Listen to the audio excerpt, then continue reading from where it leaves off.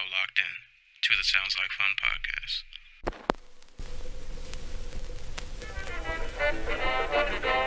It don't matter underground or the mainstream. We taking over everything, American dreams. Make a move, long nights to the light beams. Urban Stone, we the motherfucking A-team. I go crazy on this track, man, I spit dope. What's going on, world? Welcome to another episode of the Sounds Like Fun podcast. I'm your host, Cerealsensei. As always, you can listen to the Sounds Like Fun podcast on the YouTube channel, which is just YouTube Sounds Like Fun podcast, and you will find it. Or if you want to listen to it on my main hub, which is my SoundCloud page, you can go to soundcloud.com/Cerealsensei, and there you will find the Dojo Talk podcast, where I talk about combat sports, mixed martial arts, all that good stuff. But that is the center hub for everything I do, and that is distributed through all streaming platforms. So SoundCloud, Google Play, iTunes, Spotify, on all of those good places. So if you want to hear me either talk about music, talk about combat sports, or any other thing I decide to ramble on, it'll all be under that main hub page. As always, relevant links will be in the description below, so you can listen to this podcast and all of the other little side ventures that I have going on. So that's it for my intro spiel. Not going to waste too much time because got to get to this list, man. We're here at the end of the year. I've been dreading making this list. Took some brain power to really pull this list together. I think last year when I did this list, I think I waited until pretty late in the month. Like I think I did it around like December, probably between like the 25th and like the 30th. But I'm not waiting until the end of the month this year. I'm recording this on December 23rd. You guys might actually hear this the same day. I might just drop this today. But yeah, so I took a couple hours, really sat down and got this list together. And like I said, I'm not. If anybody else decides to drop a surprise album between now and the 30th or 31st, I forgot how many days this month has, but yeah, you're not making a list, buddy. Yeah, we'll see you next year, or maybe I'll review your album, but yeah, you're not hitting this list, man. It was definitely a hard enough time trying to pull this list together. So much music came out this year, like a ridiculous amount of music came out this year, and a lot of quality albums too, which is awesome. Like there were so many good albums across all genres that really came out this year. So it was really tough to narrow this down to my favorite 20, but I took an hour or two out my day, sat down, got my list together, and then I had to order it. And then I had to sob at all of the honorable mentions who got left off because there was so many albums that I wanted to make the list, but I wanted to stick this to a favorite 20 and not like a 30 or 40. So some people didn't make the cut, man. But it is what it is. Before I get started, as always, I've been doing these favorite lists. Well, on SoundCloud, I haven't been doing them for that long. I think this is only my second year.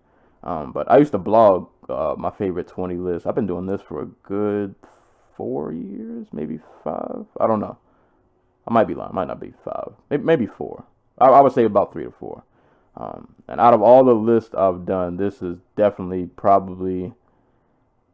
definitely the hardest. Definitely the hardest top 20 list in recent memory that I can think of. Because like I said, there were just so many good projects that came out this year. And everybody was fighting and clamoring for a spot. But I had to narrow it down to my favorite 20. For my criteria, I say this every time I do these lists. This isn't the best 20 albums. These are my personal favorite 20 albums that I listened to this year. So if your list is different, that's fine. You don't have to agree with my list. This is my personal taste from what I played in my headphones and in my car and wherever else I listen to music. These are the albums that I had in my rotation. So our list may differ, and that's cool, but just understand it's my list. It's not changing for you. I don't care if you get angry. And like I said, as far as my criteria, it's mainly, to be honest, it's like 90% based on replay value. Like, just what did I just listen to the most? Like, what was most enjoyable for me to go back and listen to over and over? And that rest of the 10% is kind of mixed in, obviously like content, lyrics, production, concepts, ideas, execution, all that good stuff. But most of this is just based on, like I said, it's strictly personal taste. Just what did I really enjoy listening to repeatedly, and just what did I find myself going back to more often than not. So, without further ado, we will get this list started. But before I hop in the top 20, because there were so many albums that came out this year, I would feel really bad if I didn't do an honorable mention. And I normally do these. But normally I only do 3 honorable mentions. This year I have 6. To be honest, I probably could have way more than 6. And I might end up doing more than 6 if I think of something real quick. But 6 albums that did not make my favorite 20, but they were like just teetering. They were right there, but I couldn't put them in, man. I couldn't put them in, but I say that to say all of these albums are dope. You should definitely give them all a listen, and some of these may be in some of you guys' top 20 or best of lists or whatever. So, but honorable mentions of albums that did not make my favorite 20 albums of the year list, but nonetheless you should give them a listen. Sylvan Recluse, Apologies in Advance, Kamasi Washington's Heaven and Earth, Elzai and Crisis, Jericho Jackson, Skyzoo in Celebration of Us, Leon Bridges with Good Thing, Denzel Curry with Taboo, and as a bonus, even though I didn't write this down, throw in Evidence with Whether or Not, and I'll throw in Novelist with Cerebral Apex. So I can't count. Is that 8? Either way, those are my honorable mentions. They did not make my favorite 20. I wanted to put them in there, but cuts had to be made. it is what it is. But no, those are all really dope albums, all worthy of being on the favorite 20. But like I said, it was so many good albums that just came out this year. It was really, really hard to. It was really hard to get this 20 in order. So they barely missed the cut. But with that said, honorable mentions out the way. These are my favorite 20 albums of 2018. So coming in at number 20, Jid, DiCaprio 2. Number 19, The Off Days, Couple Skate. Number 18, we got Freddie Gibbs, Currensy, and Alchemist. Album entitled Fetti. Number 17, Marcus D with Retro 2. Number 16, Noname with Room 25. Number 15, Flatbush Zombies with Vacation in Hell. Number 14, LaRange and Solemn Brigham with Marlowe. Number 13, Sir, November. Number 12, Fly Anakin and Ohbliv with Backyard Boogie. Number 11, Hermit and the Recluse, which is Ka and Animos, Orpheous versus the Sirens. Number 10, top 10 favorite projects of 2018. Coming in at number 10, Black Thought with Streams of Thought Volume 2. Number 9, Mick Jenkins, Pieces of a Man. Number 8, Kanye West and Kid Cudi, Kids See Ghosts. Number 7, Kelechi, Woke Up to Winter. Number 6, Phonte with No News is Good News. Number 5, Black Milk with Fever. Number 4, Pusha T with Daytona. Number 3, Saba, Care For Me. Number 2, Royce the 5'9" with Book of Ryan. And my favorite album of 2018 was Lupe Fiasco, Drogas Wave. So those are my favorite 20 albums of the year of 2018. So I'll just go back and I'll just, give my thoughts on a few of these projects. I got to give a couple shout outs to albums that either I did not expect to make my top 20 or just like new artists because some of these artists on this list are people who I'm just discovering as of recent. So I will give a big shout out to my number 7 album, Kelechi, Woke Up to Winter. Actually, I believe I did review this album this was before I created the Sounds Like Fun podcast. But if you go to my Dojo Talk podcast SoundCloud page, I had episodes where I reviewed albums. I'm pretty sure this was one of the ones I reviewed.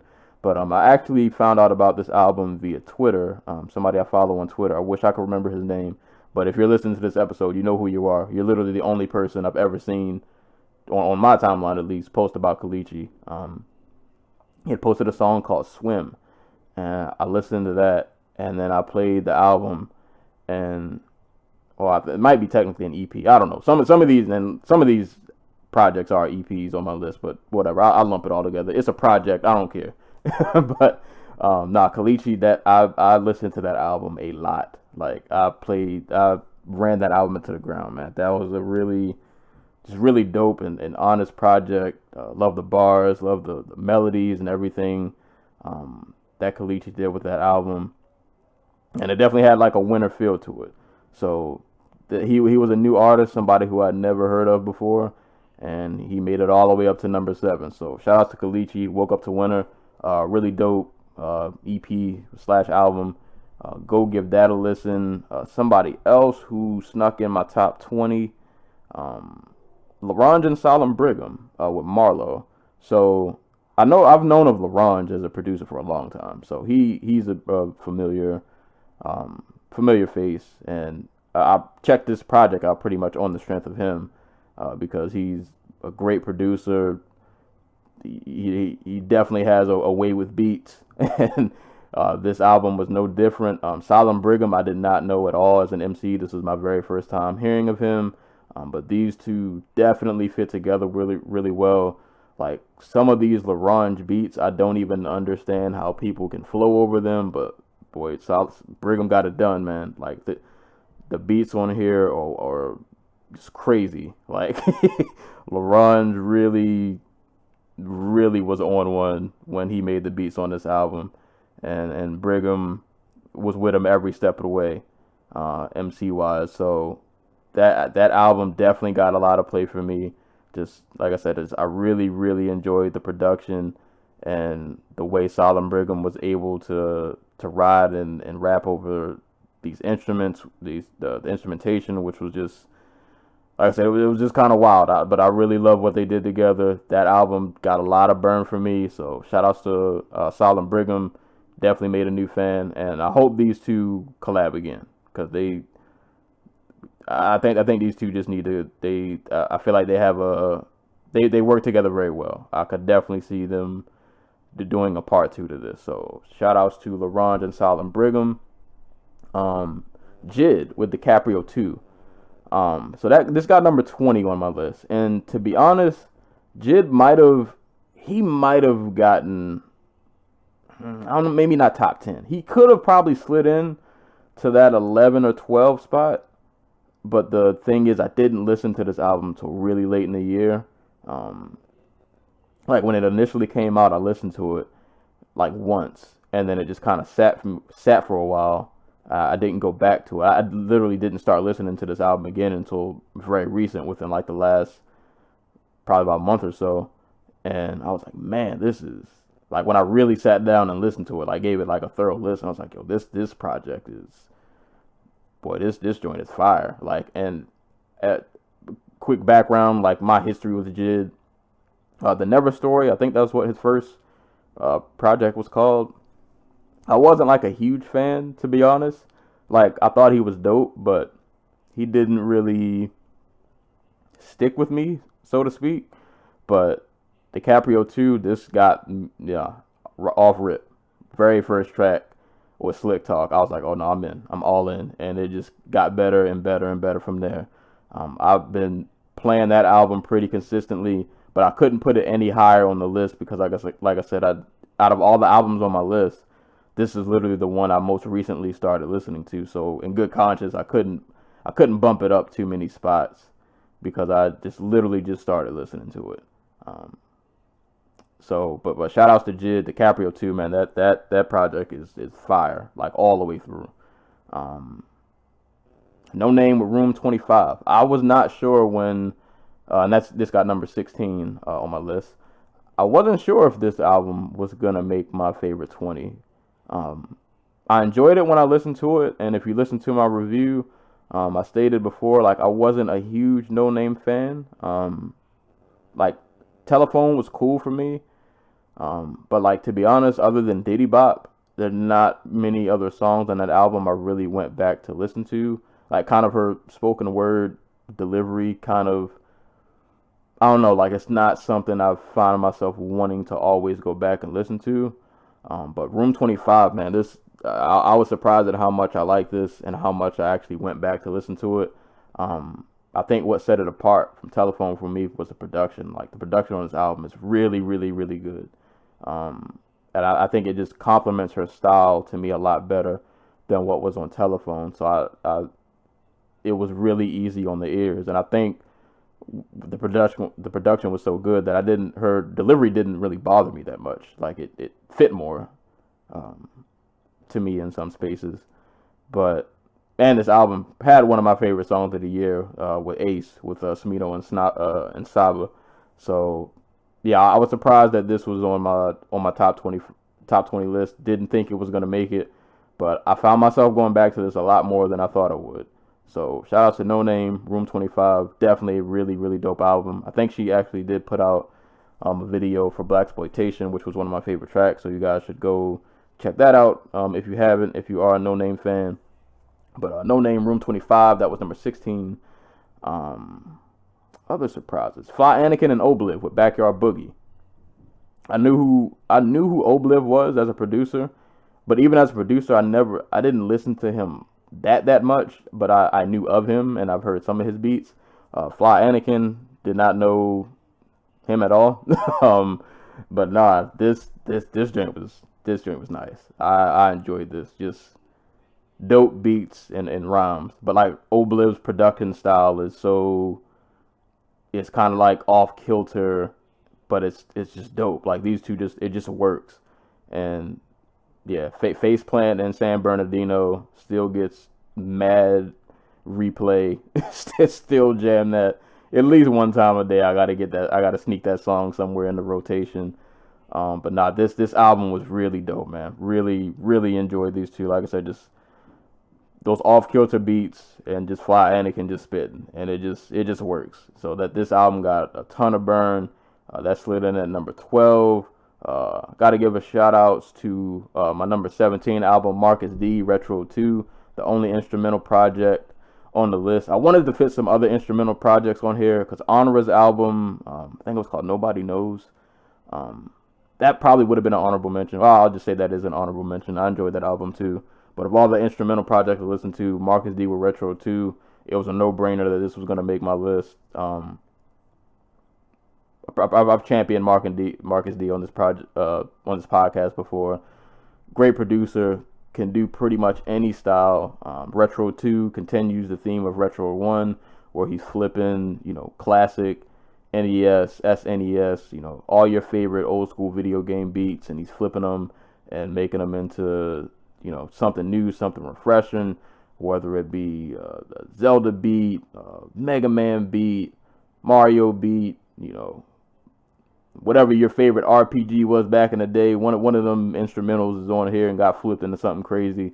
But and love the album art and the whole like rollout he had for this album. It was really dope. It came in like the Super Nintendo case and all of that. But yeah, that album was just really dope. Definitely, it was a no-brainer. Like, just nerdcore. Hip hop and nerd culture just met in the middle, and it was just a beautiful thing that happened. And it just resulted in some great instrumentals. So shout outs to Marcus D. And the last album I'll mention outside of the top 10, Sir with November, because this is the only R&B album on my project, on my list. I almost forgot that this came out this year. This came out in, I think, January. So just a testament. This came out in January and managed to hold my attention all year. And it was one of those albums that, like, when it first came out, I listened to it a lot. As the middle of the year came, it kind of caught the back burner. And then I came back to it, and I was like, oh, man, I forgot how much I enjoyed this. I was like, oh, this did come out this year. This was in January. Yeah, this definitely has to make the list. So Shout out to Sarah with the album November. Only R&B project on my favorite 20, but that joint was dope. Some of these top 10 albums. You know what? Let me not do what I did last year and wait all the way till the end to talk about my number one. Number one album, man. Lupe Fiasco, Drogas Wave. I have not stopped playing this since the day it came out, and I just keep listening to it over and over. Just the concept of the album, the whole slave narrative and slave ships getting overthrown and us going back to Africa, walking underwater, chilling with the fish, to all of the other themes and ideas he had on the back half of the album with like the Allen Forever and Janala Forever. Just so many good ideas and concepts just executed so well on this album. On top of, you're going to get the bars. Miro Jr., I listen to that song at least once a day. The Timbuktu Day. King Nas, I've started listening to a lot more lately. That's in heavy rotation. Manila, I listen to this, like I said, I listen to this album all the time. Like, all the time.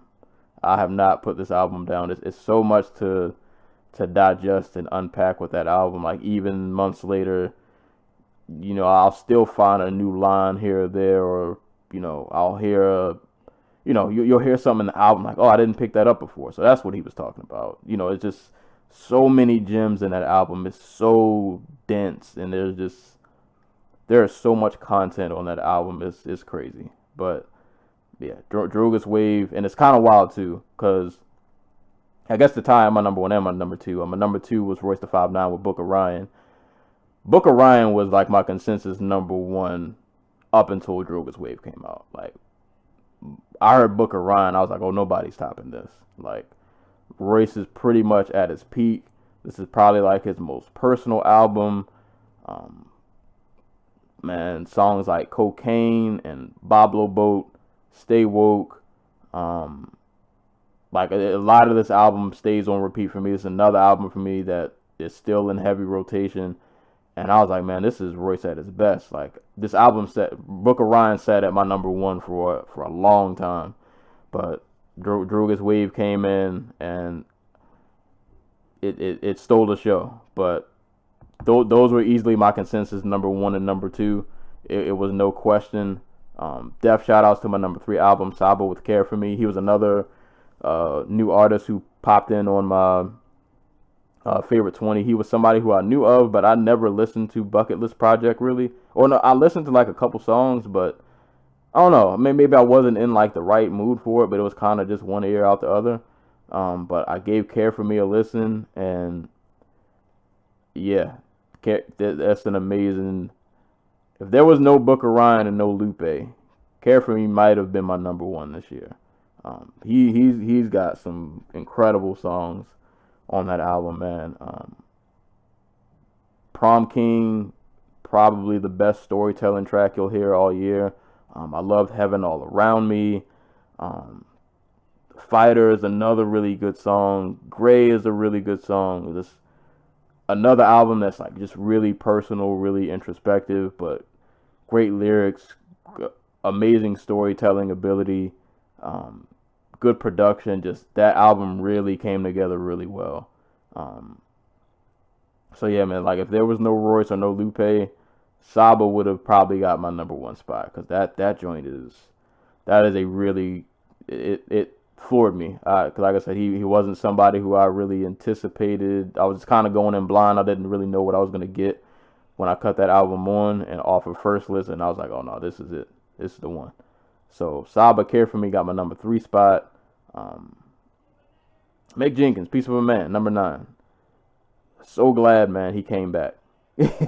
I've been waiting for another Mick Jenkins album for the longest time, and I was so happy this man came back.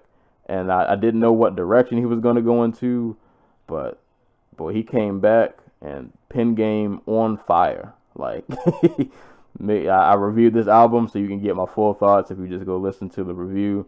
But nah, man, Mick Jenkins, Pieces of a Man, super introspective, really lyrical. Definitely one of Mick Jenkins' best bodies of work. And even though I don't know if I guess you would include me in the minority, I really did enjoy the healing component. But I know a lot of people didn't enjoy it as much as I did.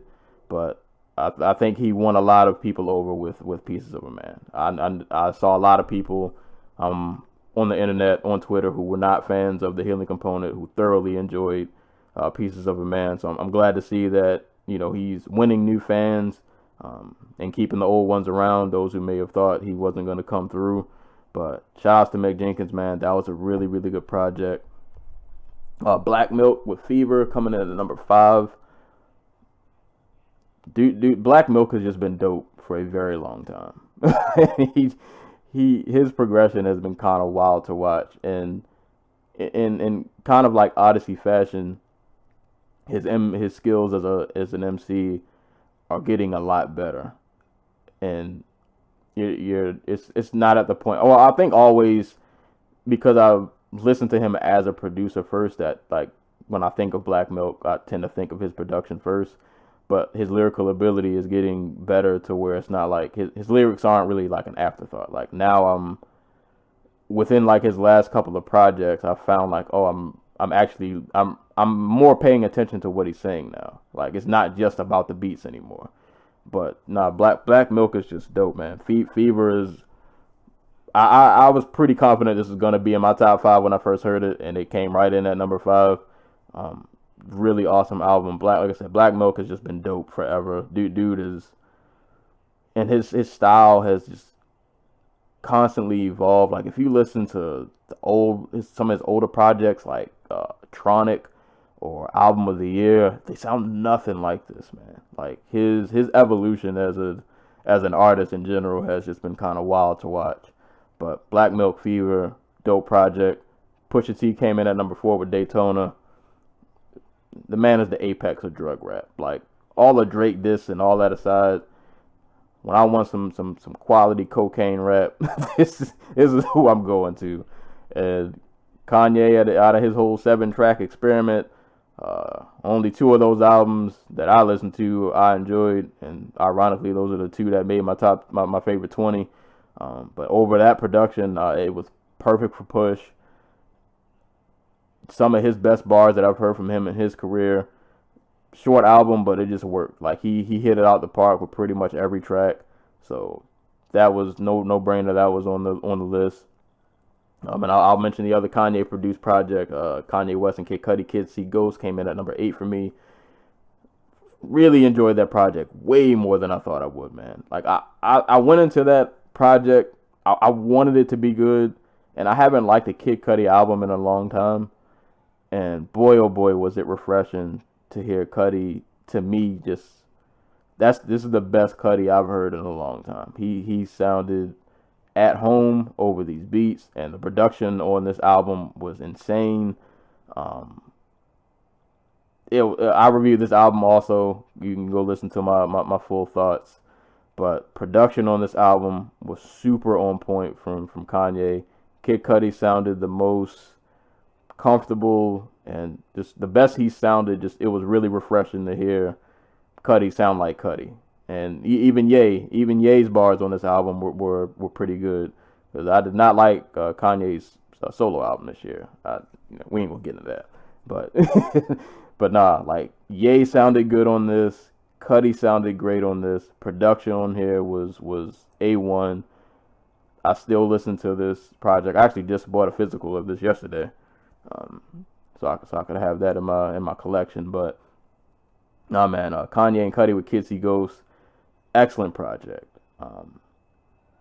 Man, who else can I give a shout out to? Been rambling for a little bit. My number 15 project, Flatbush Zombies, Vacation in Hell. This is my first time like fully listening to a Flatbush Zombies project. I've heard other songs from them, and I didn't. Some of their other projects I didn't like in totality. Like I would like a song or two, but whole projects I didn't really enjoy. But Vacation in Hell I definitely like, man. This is really dope. I love the energy that Michi Darko has on every track he's on.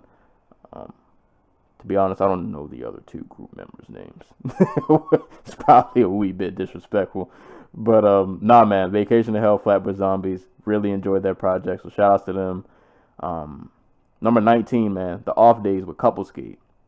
So The Off Days is, I'm doing this off the top of my head, Shiesty Christ, Natty, and Deacon the Villain from Cunning Linguist.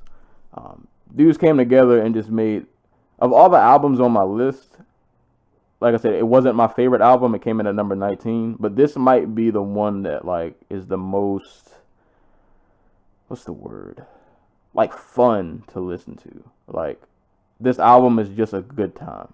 Like it's skating ring music, but it puts you in such a good mood. You're in such a good space when you listen to this album, and I played this over and over. It's just a really nice, feel good.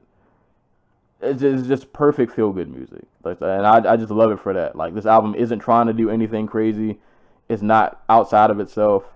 They knew what they wanted to do when they made this album. Like I think they just wanted to come together and just make some really fun music. And they went in and they just made some really fun music. And as a result, this is what we got. And it was awesome. It was just really, really good, fun, skating ring, melodic, just enjoyable music to listen to. So go give that a listen. Now I'm scrolling through my list. I think I talked about almost every album. Well, I might as well just finish out. My number 10 album, Black Thought, Streams of Thought Volume 2. To be honest, I wanted to put Streams of Thought Volume 1, but I told myself I'm not going to put Volume 1 and 2 on both. I wasn't going to put both projects on my list because I felt like it wouldn't be fair. Even though, to be honest, Streams of Thought Volume 1 probably could have knocked off an album on this list. But I enjoyed Volume 2 a little more than Volume 1. So I gave 2 the nod to make it on the list. I think I enjoyed this more than Volume 1 because I felt like on this project, it wasn't just bars. Like I felt like he had a lot more to say. And I really love the Solemn Remy production on this album. It definitely... It just worked. It was so much just soul and like feeling in this album that I enjoyed. And Black Thought going Black Thought. Like you know the bars are he's never short of genius bars. So just from the bars to the production and the content with what he was saying, this Black Thought. Like I don't know what else to say. And I'll say this again. I hope the next project, man, give me a good like 13 songs, man. Let me get a good 13, 14 songs. But nah, man, Streams of Thought Volume 2, man, that's an amazing project. Like I said, Volume 1 would have made the list, but I enjoyed 2 a little more, so I gave 2 the nod. Number 18, Freddie, Gibbs, Currensy, and Alchemist with Fetti. Really quick project. I think this joint was only like 9 tracks or something like that. But boy, oh boy, that Alchemist production. I reviewed this album also, and you can just get my full thoughts if you want to hear it on the review. But this Alchemist production is some of the best I've heard, from him all year. These 3 just really came together and put out a quick EP. I think they recorded over like the course of 2 weeks. And it was just fire. Like I love this, and like I've said this in my review, I'm not really huge fans of Freddie Gibbs or Currensy, but over Alchemist beat, man, I'll give you a listen. Like if you're over Alchemist beat, I will give you a shot, and it worked. It just worked. This is another album that kind of surprised me. Didn't think I would enjoy it as much as I did, but I found myself going back to that a lot. So shout outs to Freddie, Gibbs, Currensy, and Alchemist for Fetti. And I think the last album on my list that I did not mention, no, it's 2 albums. I did not talk about number 6, Phonte, No News is Good News. Just really quality grown man rap. That's just what that album is. It's just great grown man rap. It was good to just hear Phonte deliver some bars again.